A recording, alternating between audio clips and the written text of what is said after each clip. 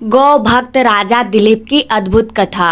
रघुवंश महाकाव्य में महाराजा दिलीप और नंदनी गाय की एक बहुत ही मनोरथ कथा आती है, जिसमें नंदनी गाय दिलीप राजा की सेवा से प्रसन्न होकर उन्हें उत्तम संतान तथा सौभाग्य का वरदान देती है। यह कथा गाय माता की महिमा को प्रत्यक्ष रूप से प्रकट करती है। महाराज दिलीप को वृद्धा अवस्था आने पर भी कोई संतान प्राप्त नहीं हुई। संतान न होने की चिंता में वे बहुत दुखी और चिंतित रहते थे। एक समय उन्होंने अपने महारानी के साथ विचार विमर्श किया और अपने गुरु वशिष्ठ जी से इस संदर्भ में प्रश्न पूछने की सोची। अतः राजा दिलीप रानी के साथ गुरु वशिष्ठ जी के आश्रम में पहुँचे। आश्रम में पहुंचकर महाराजा दिलीप और महारानी ने गुरु वशिष्ठ को प्रणाम किया और उनसे संतान न होने की चिंता व्यक्त की।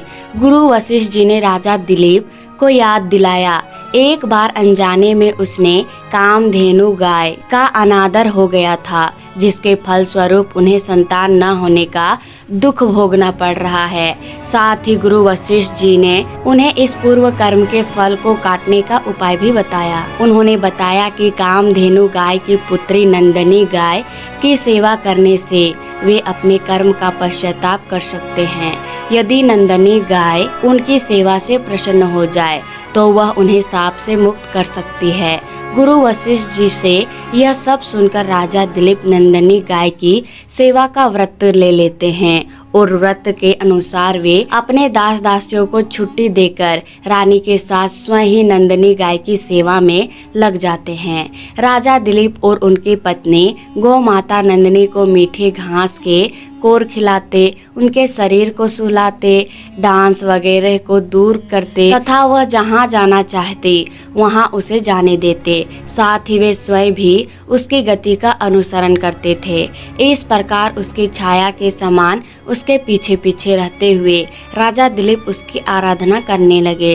राजा दिलीप के तप का प्रभाव और दया भाव के कारण वन के समस्त स्थावर जंगम जीव मंत्र मुग्ध रहते थे। प्रजा की रक्षा करने वाले राजा के वन में पैर रखते ही बलवान प्राणियों ने अपने से कम बल वालों को तंग करना छोड़ दिया। राजा दिलीप प्रतिदिन प्रातः काल गाय को चराने के लिए निकलते थे। उस समय उनको रानी पहुंचाने जाती थी और सायंकाल जब राजा गाय को लेकर लौटते थे तब रानी दोनों को लेकर आती थी। महाराजा दिलीप संध्या काल में नंदनी गाय की पूजा अर्चना करके उसे दूहर नंदनी जी के सोने के पश्चात सोते और उनके उठने से पहले उठ जाते थे। इस प्रकार राजा दिलीप को सेवा करते हुए 21 दिन बीत गए। तदनंतर राजा की भक्ति भावना की परीक्षा करने के लिए मुनि की कामधेनु एक हिमालय की गुफा में, जिसमें कोमल घास उगे थे, घुस गई। गाय हिरण पशुओं से सुरक्षित है ऐसा समझकर राजा पर्वत की शोभा देखने में तल्लीन थे। इस बीच एक सिंह आकर गाय के ऊपर झपटा, जिसका पता राजा को नहीं चल सका। जब राजा को गाय की आंत्र ध्वनि सुनाई पड़ी तब राजा की नजर पीछे गई। तब राजा ने देखा कि लाल गाय के ऊपर पंजा रखे केसरी सिंह खड़ा है। राजा लज्जित हो गए और तरकस में बाण निकालकर जोहे सिर पर छोड़ने लगे। तभी उन्हें ऐसा जान पड़ा कि उनका दाहिना हाथ जहाँ का तहाँ रह गया, मानो मंत्र औषधियों के द्वारा उनका सारा बाहुबल नष्ट कर दिया हो। राजा की यह लाचारी देखकर सिंह ठहरका मारकर हंस पड़ा। राजा, यह वृथा श्रम क्यों करते हो? मैं सामान्य से नहीं हूँ, बल्कि महादेव का किंकर कुंभोदर हूँ। शिव जी के चरण स्पर्श से पवित्र हुए मेरे शरीर पर तुम्हारे अस्त्र काम नहीं कर सकते। इसीलिए यह व्यर्थ प्रयत्न छोड़ दो और घर लौट जाओ। तुम्हें जो काम सौंपा गया था उसे तुम तो कर चुके हो। तुम्हारी गुरु भक्ति सिद्ध हो गई हो। जिसकी रक्षा शस्त्र में नहीं हो सकती, उसके बचाने में शस्त्रधारी छत्र निष्फल हो जाए तो इसमें लज्जा की कोई बात नहीं। इस पर राजा दीनता पूर्वक जवाब देते हैं, हे मृगेंद्र, मैं हिल डुल भी नहीं सकता हूँ।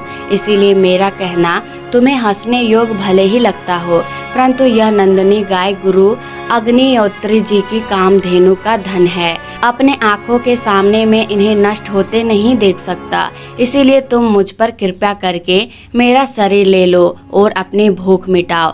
कृपया करके महर्षि की इस गाय को छोड़ दो। सांझ होने पर इसका छोटा बछड़ा इसकी राह देख रहा होगा। सिंह राजा के अनेकों प्रकार से समझाता है ताकि राजा अपने निश्चय को बदल दे। सिंह कहता है, यदि तुम भूत दया के वशीभूत हो गए हो तो अपना शरीर प्रदान करके तुम इस एक ही गाय की रक्षा कर सकोगे, लेकिन यदि जीते रहोगे तो प्रजानाथ तुम अपनी प्रजा के पिता के समान सदा संकटों से उबार सकोगे। और यदि तुम्हें अपने गुरु के क्रोध का डर लगता हो तो उनको तुम घड़े जैसे धन वाली करोड़ों गाय दे सकते हो और उन्हें शांत कर सकते हो। इस तरह सिंह द्वारा बहुत प्रकार समझाने पर भी राजा पर कोई प्रभाव नहीं पड़ा। वरन राजा दिलीप सिंह से कहते हैं कि जिस प्रकार तुम देवदारू वृक्ष की रक्षा शिव जी की आज्ञा से करते हो, उसी प्रकार मैं अपने गुरु की आज्ञा से इस गाय की रक्षा करता हूँ। इस प्रकार सेवा कार्य करने वाले तुम मेरी सेवा की भावना को क्यों नहीं समझते हो? यदि तुम्हें मुझ पर दया आती हो तो मेरे इस नश्वर शरीर पर क्यों करते हो? मेरा जो अमर यश रूपी शरीर है उसके ऊपर दया करो और इस नश्वर शरीर को तुम खा जाओ। इस नश्वर पिंड पर मेरे जैसे मनुष्य को कोई आस्था नहीं होती। राजा की यह बात सुनकर शेर मन ही मन प्रसन्न होता है और राजा की बात को मान लेता है। इस प्रकार राजा सिंह की भूख मिटाने के लिए उनके चरणों पर अपने शरीर को मांस के पिंड के समान अर्पण कर देते हैं। तभी सिंह के आगे पड़े हुए राजा दिलीप के शरीर पर आकाश से पुष्प की वर्षा होने लगती है और एक धीमी अमृत जैसी मधुर ध्वनि सुनाई पड़ती है। वत्स उठो। राजा दिलीप उठते हैं और सामने देखते हैं कि अपनी जननी के समान वह गौ माता दूध की धार छोड़ती हुई खड़ी है और सिंह अदृश्य हो गया है। माता नंदनी उससे कहती है, यह सिंह तो मेरी ही माया थी। इस माया के द्वारा मैंने तेरी परीक्षा ली। ऋषि के प्रभाव से स्वयं काल भी मेरे ऊपर प्रहार करने में असमर्थ हैं। राजा के गुरु भक्ति से सेवा और दया से प्रसन्न हुई।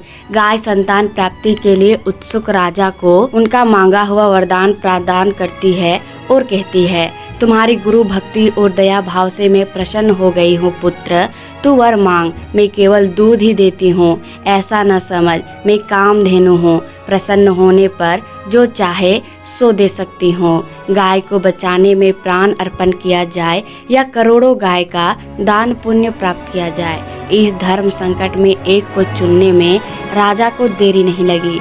फलस्वरूप राजा दिलीप को गौ रक्षा और सेवा का सच्चा मार्ग प्राप्त हुआ, जिस पर चलकर उन्हें समस्त सिद्धि प्राप्त हो गई।